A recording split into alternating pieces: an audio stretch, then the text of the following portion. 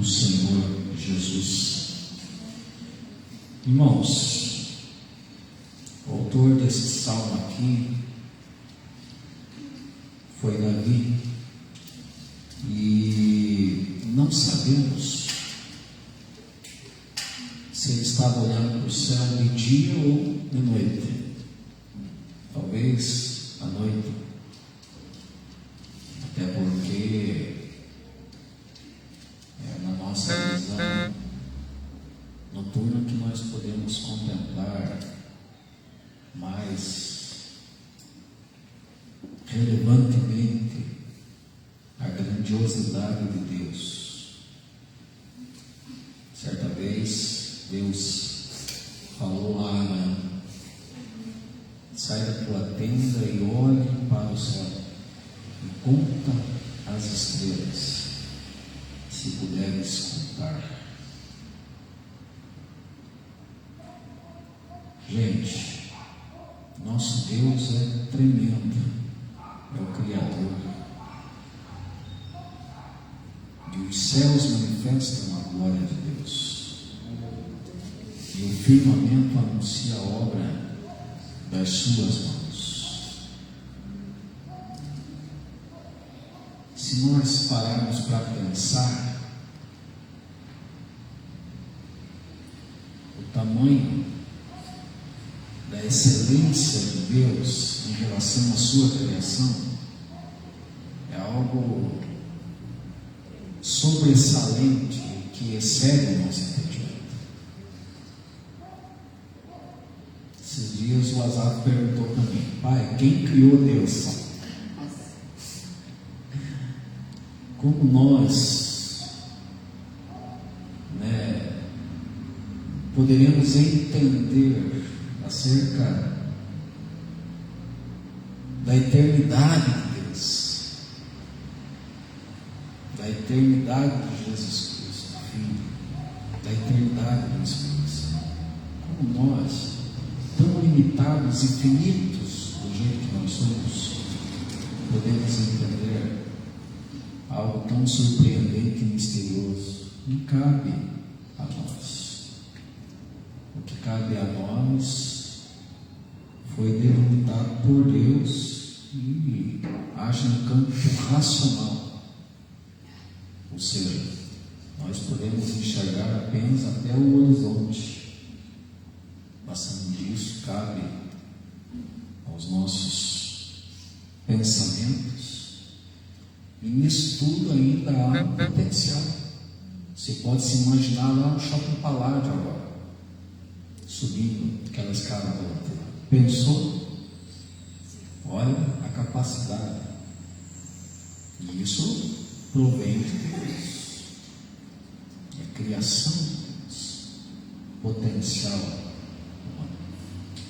E Davi inicia aqui abordando acerca exatamente dessa manifestação misteriosa através da criação, e abordando a soberania do nosso Deus.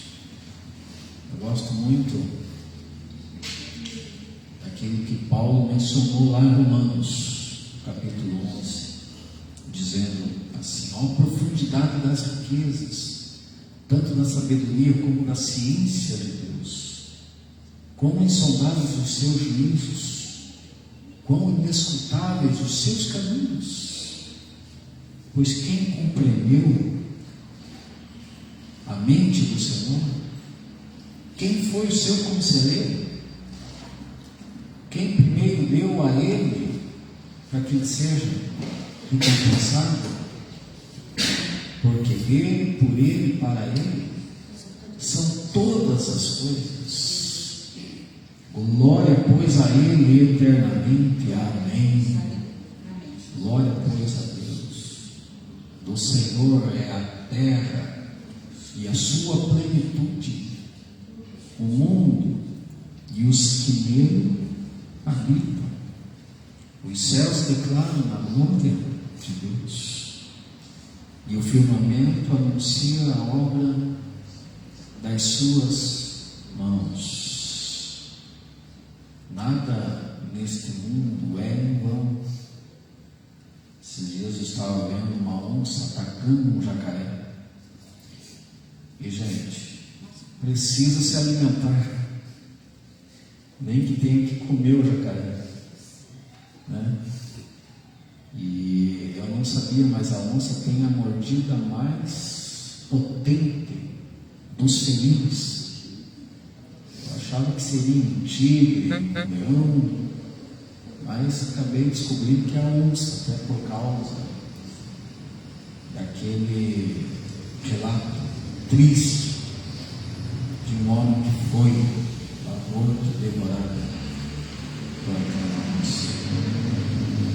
E esse é o mundo que nós vivemos. E você olha para uma mínima formiga no chão. Às vezes eu estou observando aqui, tem uma formiguinha ali, eu penso, é o linguido que está comendo. Tá? Uma pequena formiguinha, criação de Deus, tem vida, irmão Cláudio. Já parou para pensar nisso? Como pode um ser tão pequenininho estar andando com vida?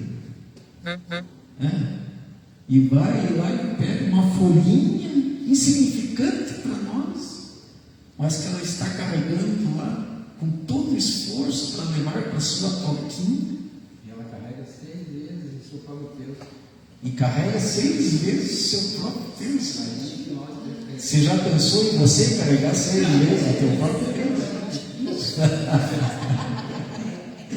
Olha que eu emagreci, mas mesmo assim fica difícil. Quem que é bom de matemática aqui fora, o Wagner? Talvez o irmão lá seja um professor de matemática. 6 vezes 6, quanto é? 36. Coloque mais um pouquinho. Será que eu conseguiria carregar 360 quilos? Difícil. Seria o meu peso. Então, surpreendente, não é, Wagner? E ela, a formiga, o faz.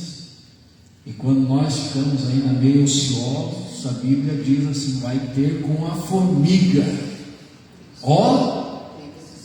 preguiçoso. Vai ter com a formiga. Essa está na Bíblia e é criação de Deus. Mas, gente, Davi abruptamente sai da revelação geral desse salmo para a revelação especial. E ele aborda aqui aquilo que nós vamos mencionarmos mais veementemente nesta manhã. Ele aborda aqui a lei do Senhor. Ele faz 6 declarações paralelas, afirmando o grande valor da lei de Deus, caracterizando esta lei com termos muito importantes e muito significantes. Primeiro, ele diz que a lei de Deus é perfeita. Segundo, ele diz que é digna de confiança. Terceiro, é justa, é límpida, é pura, é verdadeira. Isso significa que ela é revigorante e torna o homem sábio. Afinal de contas, se nós temos sabedoria acerca do bem e do mal, acerca da vontade de Deus, é por meio da sua palavra revelada. Nós vemos que na criação nós podemos observar a grandeza de Deus, mas através da sua palavra nós podemos entendermos qual é a vontade de Deus para as nossas vidas. Davi, na sua velhice, ele deu 3 conselhos preciosos ao seu filho, a Salomão. E vamos abrir. Quem pode abrir para mim 1 Reis, capítulo 2. 1 Reis, capítulo 2. Pode ler 1, 2, 3. Quem achou pode ler. E aproximaram-se os dias da morte de Davi, e deu eles ordem a Salomão, seu filho, dizendo: Eu vou pelo caminho de toda a terra, esforça-te, pois esse homem. Pode dar sequência. E guarda a observância do Senhor teu Deus, para andares nos seus caminhos e para guardares os seus estatutos e os seus mandamentos e os seus juízos e os seus testemunhos, como está escrito na lei de Moisés, para que prospere em tudo quanto fizeres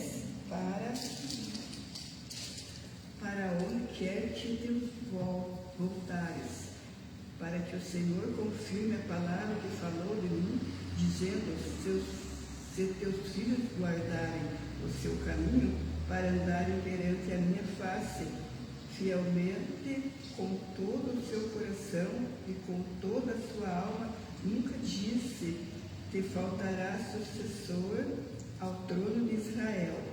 E também tu sabes o que lhe fez Joabe, filho de Zeruia, e o que fez aos 2 chefes do exército de Israel, e Abed-Edom, filho de Ner, e Amasa, filho de Jate, os quais matou, e em paz derramou sangue de guerra, e pôs sangue de guerra no seu cinto, que tinha lombos, e nos seus sapatos que traziam nos pés. Amém, irmã Maria. Está ótimo, obrigado, irmão. Não sei se vocês perceberam, Davi dá 3 conselhos importantes para Salomão. Ele pede para Salomão se esforçar, esforço, na vida, tudo que nos permeia, tudo que nos envolve, no que diz respeito a conquistas, precisa haver integridade, precisa haver trabalho e precisa haver esforço. Para qualquer segmento, para qualquer setor, dentro de qualquer área. Foi o conselho de Deus a Josué: esforça-te. 3 vezes pelo menos o próprio Deus, na sua soberania, aconselhou Josué, mesmo porque Josué tinha um grande desafio pela frente, suceder Moisés na sua missão. Então Davi, ele aconselhou Salomão: esforça-te. Segundo, seja homem, tenha hombridade, tenha dignidade, tenha honra, seja honesto, seja fiel, honre a tua palavra, seja homem,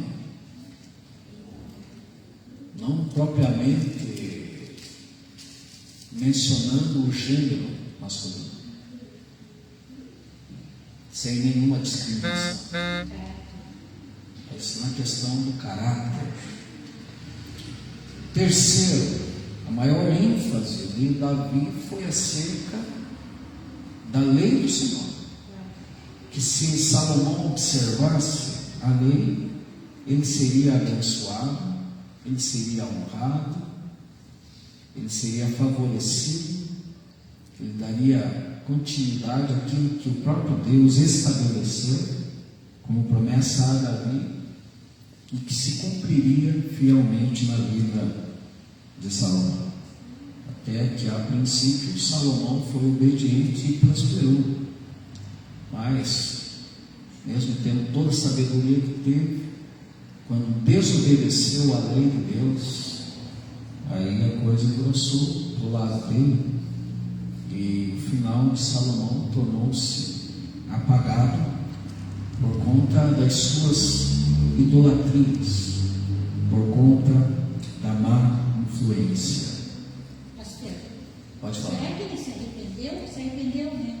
Provavelmente, né? Por causa de Provavelmente. provérbios lá, né? Sim, Ele disse provavelmente. Era muito sábio, então com certeza. o mais importante é temer a Deus, Sim, guardar. exatamente. Na sua velhice, os teólogos dizem que ele escreveu Eclesiastes. E ele chegou à conclusão ali no final do Eclesiastes que o dever de todo homem é temer a Deus, porque Deus há de trazer a juízo toda obra, quer seja boa, quer seja má. E também chegou à conclusão que tudo é vaidade. Inclusive as mulheres que ele influenciava, ele faz menção no capítulo 2 de Eclesiastes. Ele teve um harém, né? E teve muitas mulheres, assim como teve muitas riquezas. Tudo que ele desejou, tudo que o seu coração desejou, ele obteve. Mas no final das contas, percebeu que tudo isso também foi vaidade e aflição de espírito, e que a vida do homem se resume a comer e beber e desfrutar do fruto do seu trabalho, Então, gente, mas no final das contas, ele ainda percebeu que o mais importante é temer a Deus, ou seja, ter uma vida com Deus. O príncipe dos pregadores, o Charles Spurgeon, ele mencionou assim: como a lei da perfeição é o livro que contém a demonstração mais clara possível do amor de Deus, oferecendo-nos ampla visão da graça redentora. O Evangelho equivale a uma lei, a um plano completo de salvação pela graça, oferecendo-nos tudo o que em nossas terríveis carências podemos exigir. É através da palavra de Deus que nós temos conhecimento do amor de Deus e do plano de salvação de Deus para nós. Que pecadores carecemos dessa intervenção divina, desde a desobediência, desde que o pecado se tornou uma realidade na vida do homem. No entanto, eu gosto muito de Romanos 1,16. O que está escrito lá? Paulo falou assim, que o Evangelho é o poder de Deus para a salvação de todo aquele que crê. Primeiro do judeu, depois do gentio. Ou seja, Deus liberou a sua palavra, liberou o seu Evangelho, para que através desse Evangelho nós possamos ter aí o entendimento e a salvação de Deus em Cristo Jesus. Mas eu quero abordar aqui rapidamente com os irmãos acerca de 4 pontos que Davi menciona aqui nesse Salmo 19, acerca exatamente da revelação especial de Deus, acerca da palavra, da lei, do estatuto do Senhor para as nossas vidas. Em primeiro lugar, a palavra de Deus nos instrui acerca da justa retribuição de Deus. Vamos ler aqui no verso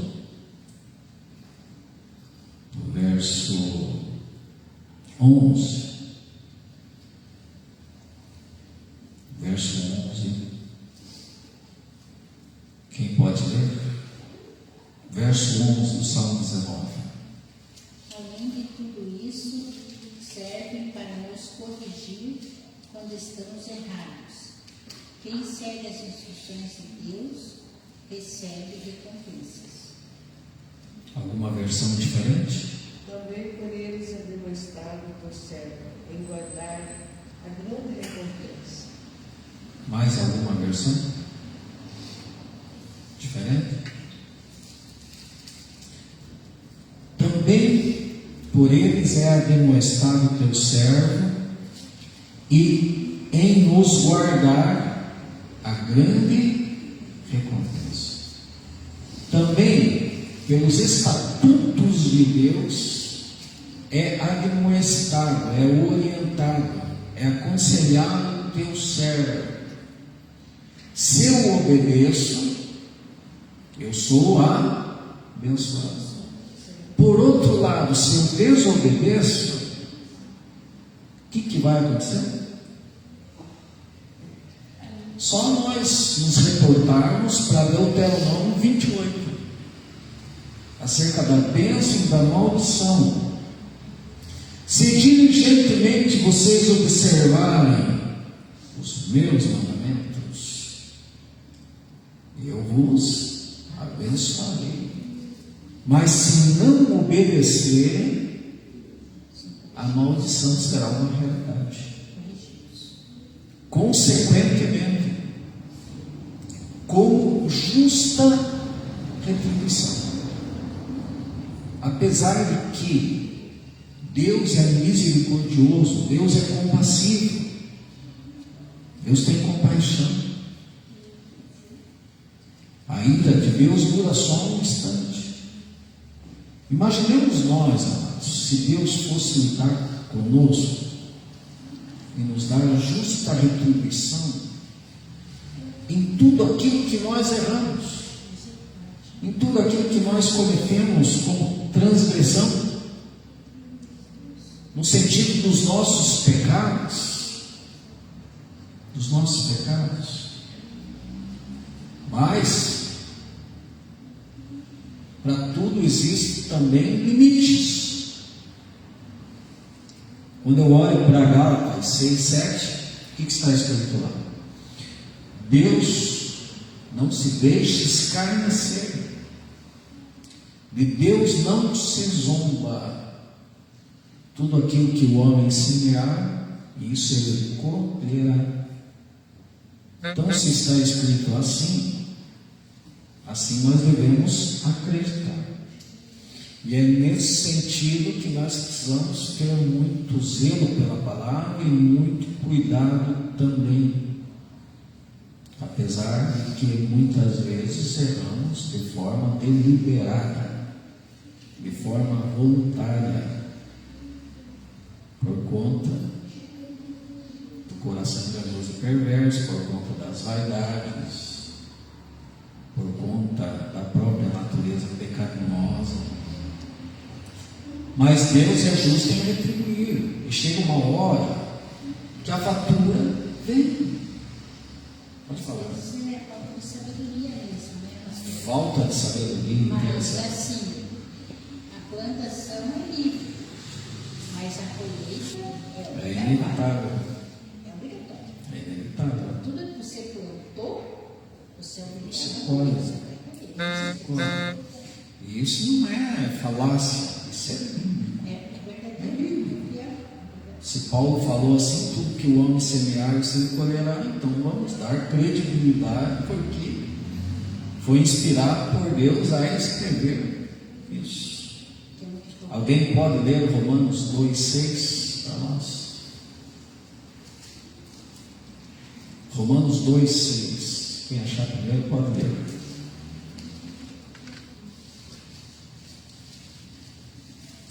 O qual recompensará cada um segundo as suas obras. O qual recompensará cada um segundo as suas obras. Na verdade, queridos, um dos maiores erros humanos é julgar o próximo. E afinal de contas, Paulo, nesse texto, está abordando exatamente acerca do perigo do julgamento horizontal. Romanos 2. Wagner, por gentileza, leia para nós, a partir já do primeiro versículo.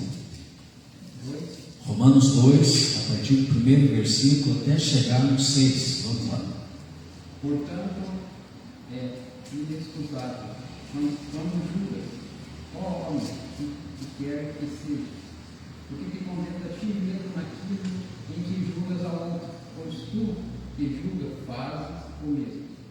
E bem sabemos que o juízo de Deus é segundo a verdade sobre os que das coisas fazem. E tu, ó homem, que julga o que fazem tais coisas, cuida que, fazendo-a tu, escaparás do juízo de Deus? Ou despreza as tuas riquezas, da sua serenidade e paciência e longanimidade, ignorando que a benignidade de Deus te leva ao arrependimento? Mas, segundo a dureza e o teu coração impenitente, entesoura a ira para ti o dia da ira e da manifestação do juízo de Deus, o qual recompensará cada um segundo as suas obras. Meu Deus do céu, esse é um texto que nós teríamos que ler todos os dias. Coisa tremenda. Teria que colocar esse texto na nossa geladeira para ler todos os dias, porque, amados, Deus lida com os homens de um jeito que nós não temos consciência e que nós não lidamos. Porque Deus sonda os corações, Deus sabe os pecados de cada um e somente Ele é justo para retribuir. E o texto aí diz acerca da benignidade de Deus, acerca da compaixão, acerca da paciência, da longanimidade de Deus para lidar com o homem, coisa que muitas vezes falta a nós, no sentido dos relacionamentos. Na verdade, o que Paulo está enfatizando é aquilo que Jesus falou acerca do julgamento horizontal. Muitas vezes nós estamos com traves nos nossos olhos, olhando para ciscos nos olhos dos nossos irmãos. E olha, gente, isso é muito perigoso e, sinceramente, eu, na minha particularidade, eu tenho muito cuidado com isso. Apesar que muitas vezes eu erro nesse sentido. E preciso confessar isso, até porque diante do soberano não tem como agir com hipocrisia. Embora tenha muitos que agem de maneira hipócrita, isso é notório. Eu não quero cair nesse erro. Não quero tampar o sol com a peneira, não. E eu tenho muito cuidado no sentido de julgar o próximo. Pode falar. Mas acontece. Tem um exemplo na Bíblia lá, pode ter outros, né? Mas eu lembrei agora. Quando o profeta veio chamar a atenção de Davi, o rei, ele contou aquela história, né? Tinha um homem que tinha uma ovelha só. Foi outra pessoa, pegou aquela ovelha e matou, e essa pessoa tinha posse, ela tinha. Aí ele deu a sentença, ele falou, não, esse homem, ele deve acontecer isso, deu a penalidade. Aí o profeta falou, esse homem é você. Então. Isso é tremendo, né? Sim. Meu Deus do céu. Então, ele estava julgando a si mesmo. Imagina. Ele julgou a si mesmo e deu a sentença. Naquela época já, então sempre. Na verdade, por que nós não devemos julgar os nossos próximos? Irmão Cláudio, tem uma opinião em relação a isso? Eu acho que a pessoa julga por orgulho, porque se você ama o próximo do jeito que é, Deus se usa de cada maneira, de cada situação, o amor de Deus tem que parecer daquela pessoa. Aquela pessoa vivendo hoje, você pode ver o que ela viveu ontem. Você tem que saber dar uma por cima, orar, ajudar e dar aquela dificuldade para a pessoa hoje, que amanhã você vai precisar dela. Então, você acima, junto com a palavra de Deus, o amor que você tem que ensinar para a pessoa aqui. Muitas pessoas hoje não veem isso aí. E se você olhar, se a pessoa olhar para a pessoa, olha como pecado. Olha que a pessoa está sendo que está no pecado. Ela sabe o que aquela pessoa está passando. Ela não julga em relação ao seu julgamento. E Deus não fez isso aí. É só uma coisa, a pessoa ainda não é pela palavra, é pela tudo que Deus. Boa colocação, orgulho. Irmã May, por que nós julgamos os nossos próximos? Nós somos tão tendenciosos nesse sentido. É tão fácil. Só a misericórdia de Deus a gente chegar aos defeitos dos outros, os nossos, a gente achar que nós somos os perfeitos. Aí, nosso erro. Nós temos essa tendência. Sem saber a causa, muitas vezes. Exatamente. Não sabemos o que o irmão está passando. Sim, exatamente. Ele falou algo do orgulho. Do orgulho humano. Interessante. O que se pensa disso, pai? Como o Cláudio falou, tem sentido exatamente o orgulho. Infelizmente, o orgulho, a soberba, né? E isso que julga, né? Então, Sempre achando que é melhor, sempre achando que é fácil resolver o problema dos outros, mas não está, né? Quando a pessoa sente na pele aqui e fala, não é tão simples assim como parecido. transportando tudo isso para a palavra de Deus, aquela mulher que foi apanhada na adultério, certo? Trouxeram ela até a presença de Jesus no sentido de enquadrar Jesus, de oprimir Jesus, colocar Jesus contra a parede. Mas Jesus, com toda a sua inteligência, sendo o soberano, sendo o Criador, o que ele fala? Aquele que não tiver pecado, que atira primeiro. Simples. Ali Simples. Dessa vez a gente vai pegar isso aqui e pensar. Agora, se ele falar, não, apedreje, vamos dizer, abriu como ele não é tão bom como vocês pensam. sim, E se ele falasse não apedreje, ele ia fazer assim, então você está contra ele. Mas aí eles pensaram, agora não tem saída. exatamente. Sim, exatamente. Daí Jesus mostrou a saída. Mas vejam bem. Alguém atirou pedra? Alguém atirou? Só que hoje nós atiramos. Vivemos atirando pedras. Isso é uma realidade. Isso é uma realidade preocupante. Porque a partir do momento que você joga uma pedra, você se posicionou como melhor. E na verdade, assim, você julga, aí é questão do orgulho. Digamos, a irmã May, vou colocar um exemplo. A irmã May é dizimista fiel, todo mês dizima. Mas, um exemplo, a irmã não dizima.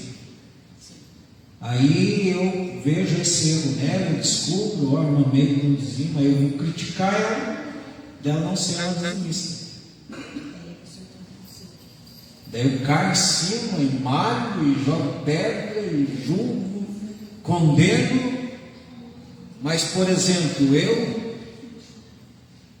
eu tenho um outro defeito. Posso até ser dizimista fiel, mas eu não tenho amor no meu coração. Eu não tenho amor. Eu posso falar em línguas estranhas de todos os tipos. Sou dizimista fiel, mas se não tiver amor, é como cinto que tinha. É inválido. E eu posso dar toda a minha fortuna aos pobres, e mesmo assim não receber justificativo. Porque quem tenta se justificar pela lei, apenas um ponto que não seja observado da lei, faz culpado em toda a lei. Tiago 2,10. Ou seja, se você quer ser perfeito, você tem que ser perfeito em absolutamente tudo. E aí você pode até pegar e condenar e julgar até o semelhante. Mas, se você olha um procedimento equivocado, errôneo numa pessoa, e você julga e condena, é um erro crasso. Porque talvez aquela pessoa não esteja errando em pontos que você está errando. E que você está falando. onde você está entristecendo o coração de Deus. Aí entra a questão da recompensa, onde Deus vai recompensar cada um segundo as suas obras. E Deus lida com cada um na sua individualidade.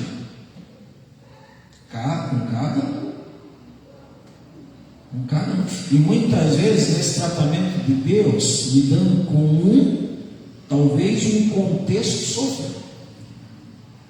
Às vezes, Deus está tratando com um pai de família e a família é que sofre as consequências por conta dos erros do pai, ou da mãe, ou do filho.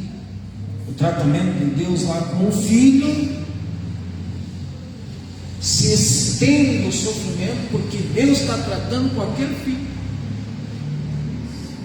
O filho perdeu o emprego lá por causa que Deus tratou com o filho. Quem sofre é a esposa, que necessita da comida em sua mesa. Se estende a questão do sofrimento, do tratamento, reflete, e é o pagamento de Deus por desobediência à palavra. O que Davi está dizendo aqui? Que a lei de Deus é perfeita, e se ela for observada, a justa recompensa, a justa retribuição, a benefício. Porém, se ela não for observada, da mesma maneira, da mesma forma, porque Deus vai recompensar segundo a equivalência da coisa, segundo a equivalência. Por isso que é importante nós nos empenharmos ao máximo para sermos obedientes àquilo que a Bíblia reza. Até porque nós temos orientação, nós temos a direção, nós não somos ignorantes. A irmã Sandra falou algo ali interessante. Há muita gente que perece por falta de conhecimento, por falta de sabedoria. Por falta de sabedoria. Por exemplo, eu fiquei sabendo, vamos voltar ao dízimo, vamos usar o dízimo aqui como exemplo. Uma mulher frequentava uma igreja onde não era pregar sobre dízimo, porque o pastor tinha medo de pregar sobre dízimo, ia haver contestação e as pessoas começarem a sair da igreja por conta disso. E o pastor não falava absolutamente nada em relação a dízimo, a ofertas, era só traga a tua oferta, no caso de Pilatos, pronto, mas não tinha nenhuma orientação, nenhuma palavra mais específica, mais profunda em relação a isso. E uma mulher, ela estava sofrendo, estava tendo desgastes, estava padecendo porque não entregava o dízimo na casa do tesouro.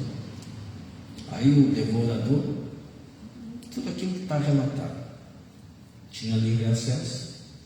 Aí um dado dia, ela visitou uma outra igreja, onde o pastor estava falando da importância do dízimo.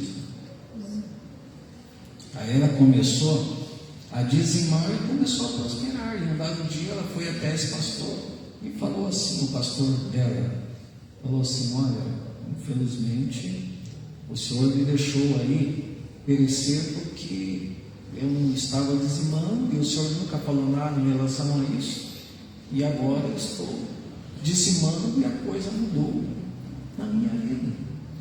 Então, assim, o tratamento de Deus no Antigo Testamento era com os sacerdotes, porque os sacerdotes que tinham o conhecimento revelado de Deus, a fim de passar esse conhecimento ao povo.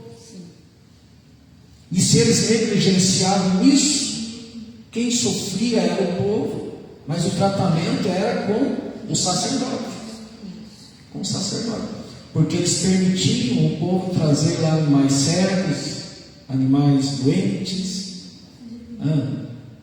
de qualquer jeito, oferecendo lá animais de qualquer jeito em sacrifício a Deus. E chegou um momento que Deus falou assim: vocês me trazem esses animais aí doentes, coxos, Mas vamos oferecer isso aos governadores, vamos ver se eles aceitam. Não, eles não vão aceitar. Mas o tratamento era com quem? Com o povo? Não, com os sacerdotes. Com os sacerdotes, por conta que eles deveriam orientar o povo a fazerem a coisa certa. E creio eu, amados, que o maior ministério pastoral é trazer palavra de orientação ao povo.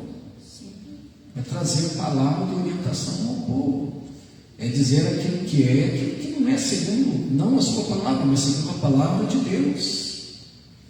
Esse é o dever, e por isso que nós devemos valorizar a palavra, a revelação especial de Deus. Segundo ponto, o salmista aqui ele lida com pecados não intencionais e com fracassos. Verso 12, eu vou ler aqui, acompanhe comigo. Diz assim: quem pode entender os seus erros? Purifica-me tu dos que me são ocultos. Gente, isso aqui é muito forte. Quem pode entender os seus erros? Purifica-me tu dos que me são ocultos. Eu estava, certa vez, eu li um artigo do Spurgeon, do Príncipe dos Pregadores, e eu fiquei muito impactado com aquilo que eu li. E eu anotei aqui, eu quero ler para vocês, só para vocês terem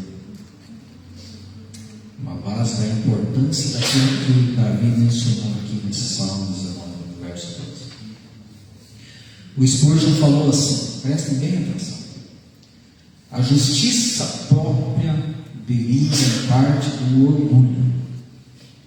Justiça própria deriva em parte do orgulho, mas principalmente da ignorância da lei de Deus.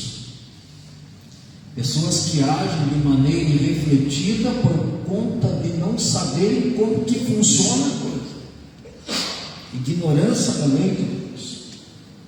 Devido os homens conhecerem muito pouco ou nada do terrível caráter da lei divina, incessantemente se imaginam justos. Gente, é um erro gritante a pessoa se considerar justa sem dar ênfase à justificação de Deus na vida dela. Ou seja, é aquele fariseu que foi até o templo lá e ficou orando: ó Deus, eu não sou como esses demais homens, roubadores, incrédulos, adúlteros, tal, nem sou como esse publicano, jejuo 2 vezes na semana, dou o dízimo de tudo. É aquele que se justifica por si mesmo. É um erro crasso. Mas vamos dar prosseguimento aqui. Eles não estão conscientes da profunda espiritualidade e da rigorosa severidade da lei, pois do contrário teriam noções diferentes e de maior sabedoria, se soubessem como profundamente a lei julga seus pensamentos, cada emoção do homem interior. Não haveria nenhuma criatura sob o céu que se atrevesse a se ver como justo diante de Deus em virtude de suas próprias obras e pensamentos. Basta a lei ser revelada a um homem, basta que veja como a lei perfeita e quão infinitamente justa, para que sua justiça própria murche e se converta em nada. Sua justiça própria será um trapo imundo aos seus olhos, quando antes a considerava um vistoso abrigo. Essa parte aqui do artigo do Spurgeon me surpreendeu. Ele falou assim: ah, se tivéssemos olhos como os de Deus! Ah, se nós tivéssemos os olhos como os de Deus, teríamos uma opinião muito diferente a nosso respeito. Pare para pensar sobre isso. Ah, se nós tivéssemos os olhos como os de Deus, teríamos uma opinião muito diferente diferente a nosso respeito. Uma vez eu ouvi o André Valadão, numa adoração dele, perguntando assim para Deus: Deus, quem sou eu em ti? E eu fiquei tão impactado com aquela pergunta dele, eu achei interessante. Ele pediu isto para Deus: quem sou eu em ti? Você já parou para fazer essa oração? Senhor, quem sou eu em ti? Como que o Senhor me vê?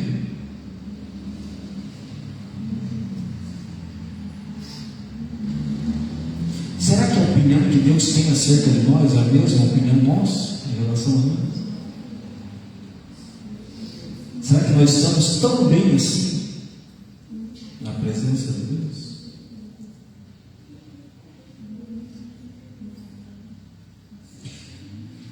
É por isso que eu gosto de Paulo. Paulo falou assim, né? Já para tirar esse peso das suas costas, ele declarou-se: miserável homem que eu sou.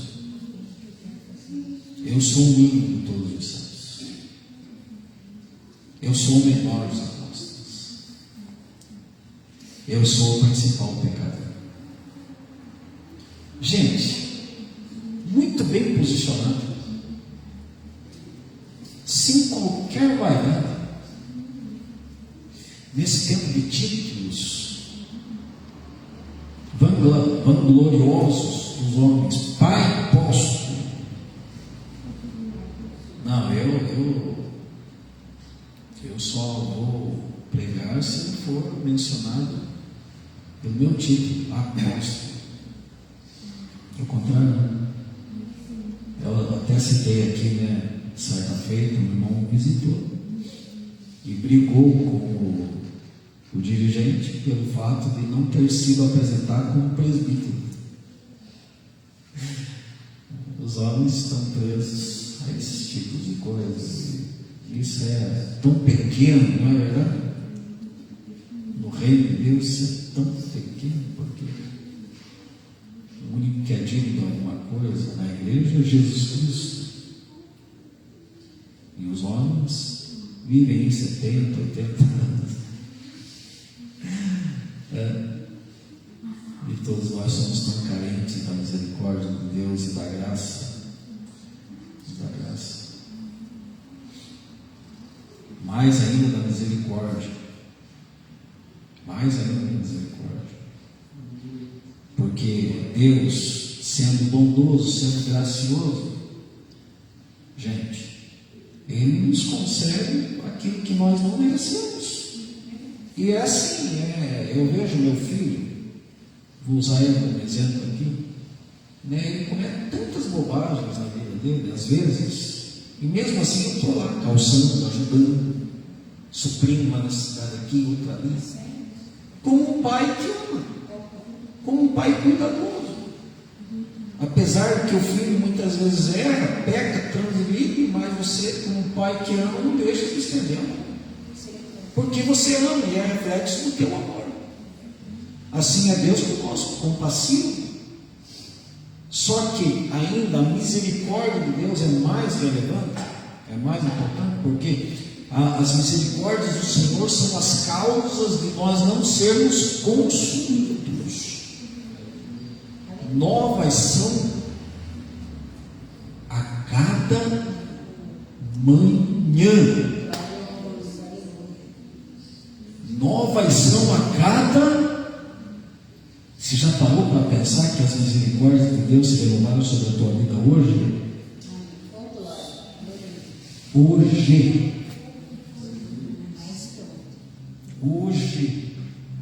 Nós estamos hoje vivenciando o novo de Deus. Porque se fôssemos para morrer ontem, não, mas pastor, ontem meu dia foi perfeito. Nem um pecadinho para falar do outro. Alguém pode se manifestar? Se coloque em pé. Faz até um aviãozinho assim. Não tem como, gente. gosto muito de Miqueias, quando ele diz assim que Deus tem prazer na misericórdia. Tem prazer na misericórdia.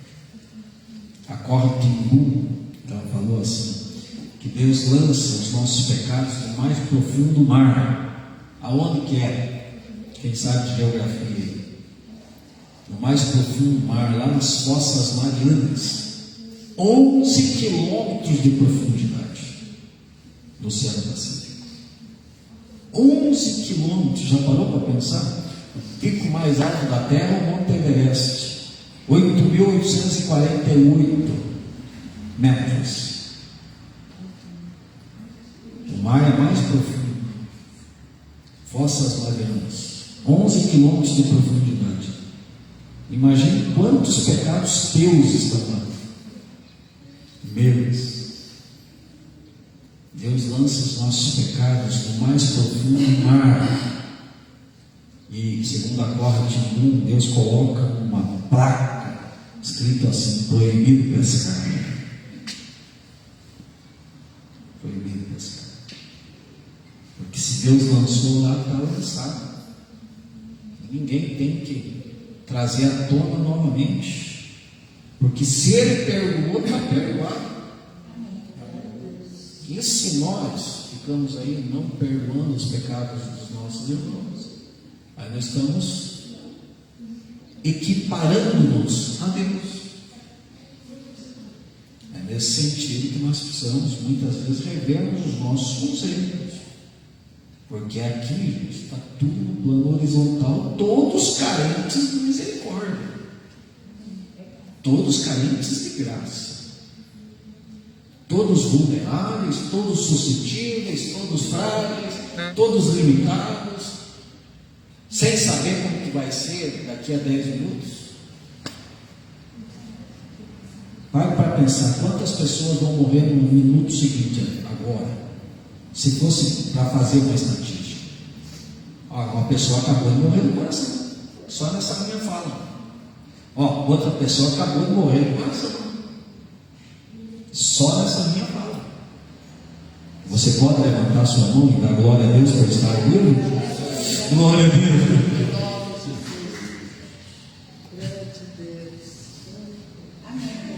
É Deus quem está nos sustentando. É Deus quem está nos sustentando. Então, gente, o Spurgeon falou assim, e isso me impacta ainda. Ele falou assim: se nós tivéssemos olhos como os de Deus, teríamos uma opinião muito diferente ao nosso respeito. Os pecados que vemos e confessamos são como as pequenas amostras que o fazendeiro traz ao mercado, tomadas do celeiro repleto que está em sua casa. Entendeu? Quem entendeu isso? Os pecados que nós vemos e confessamos, por exemplo, aquele pecado que você confessou, é uma pequena amostra que o fazendeiro traz ao mercado daquela grande plantação que ele tem lá na sua casa. É um pecado que ele confessa. Só que muitas vezes Davi, ele colocou aqui algo muito importante. Quem pode ter consciência dos seus próprios erros? Perdoa-me dos que me são ocultos. Daqueles erros que você está cometendo e não tem consciência que está cometendo. E é nesse sentido que Davi está expondo, escancarando a Deus para que haja perdão nesse sentido. Porque tem uma grande plantação. O que você está trazendo diante de Deus é uma pequena amostra. Olha a complexidade desta palavra aqui do Spurgeon. Somos capazes de observar e detectar pequena quantidade de pecados em comparação aos que estão escondidos de nós e que são pouco vistos por nossos semelhantes. Sem dúvida que essa é uma verdade aplicável a todos nós que estamos aqui que a cada hora de nossa existência, enquanto envolvidos em nossas atividades, cometemos muitos pecados que não são acusados por nossa consciência, porque não os temos visto como coisas erradas, em virtude de que não estamos estudando a lei de Deus como devíamos fazer. Porque a partir do momento que nós estudamos a lei de Deus com mais afinidade, a lei de Deus nos ensina de fato como que deve ser o nosso trato, tanto com Deus quanto com os homens. E muitas vezes, queridos, nós achamos que estamos tão bem diante de Deus, mas se estamos tão mal diante dos homens, perdeu-se tudo. Porque a coisa é equivalente. A coisa é equivalente, sempre foi. O amor que o irmão citou. Você deve amar a Deus sobre todas as coisas e ao próximo como a ti mesmo. Novo mandamento vos dou, que vos ameis uns aos outros, assim como eu vos amei. E nisso conhecerão que sois meus discípulos, quando vos amardes uns aos outros. Agora, cá entre nós, no sentido do amor ao próximo, está tudo certo? 100%? Não, nesse sentido, dentro. Será? Quando a coisa intensifica, o próprio Jesus recomendou acerca de não agir como o publicano, porque o publicano ele ama o amigo e está tudo certo, mas você tem que amar o inimigo, para que daí haja a diferença. E é aí que corre-se o perigo do desapontamento da parte de Deus. Aí o pastor vem e fala acerca do amor, acerca de que tem que amar o inimigo, tem que ter um bom procedimento até mesmo com o inimigo. Mas a pessoa não vive. E aí? Vai chegar o dia do acerto de contas.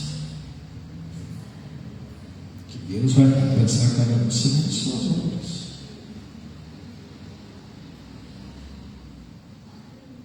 Não estamos dando a lei de Deus como devemos fazer. Agora, temos que aceitar que pecado é pecado, quer o vejamos, quer não. Um pecado mesmo que não detectado é um pecado tão real como que podemos observar, embora não seja tão grave aos olhos de Deus como aqueles que cometemos deliberadamente. A pior coisa é cometer pecado de forma voluntária, de forma deliberada. Todos os pecados que conhecemos devemos confessar em sincera oração. Senhor, eu confesso todos os pecados conhecidos, mas devo acrescentar dizendo: perdoa-me dos que me são ocultos. Assim como Davi mencionou aqui nesse Salmo 19, no verso 12: quem pode entender os seus erros, purifica-me tu dos que me são ocultos. Gente, o 13 e o 14 aqui também são tópicos extremamente importantes que eu vou abordar na semana que vem. Porque eu teria que falar pelo menos uma hora aqui desses dois outros tópicos que são de vital importância para o nosso entendimento e entendermos a relevância disso aqui. Eu vou só ler o 13 e 14. Davi falou assim: também da soberba guarda o teu servo, para que não se assenhoreie. Então serei sincero e ficarei limpo de grande transgressão.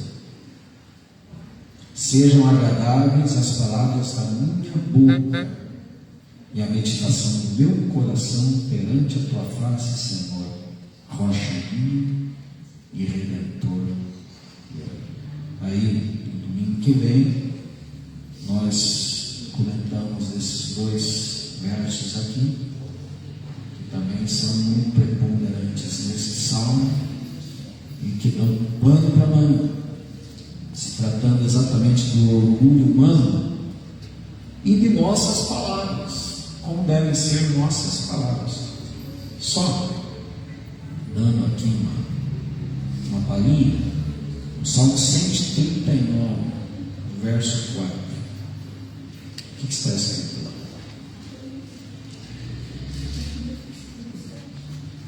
Salmo 139, verso 4. Não chegou ainda, o Senhor já conhece tudo. Olha o que Davi mencionou no Salmo 139, 4. Não havendo ainda palavra alguma na minha língua, eis que logo, ó Senhor, tudo conhece. Eu nem falei ainda, eu nem pensei ainda, e o Senhor, né? Já sabe, já sabe. Então, nós devemos tomar muito cuidado com pensamentos, com atitudes, com palavras. Mas nós vamos abordar tudo isso na semana que vem. Amém, gente? Vamos colocar em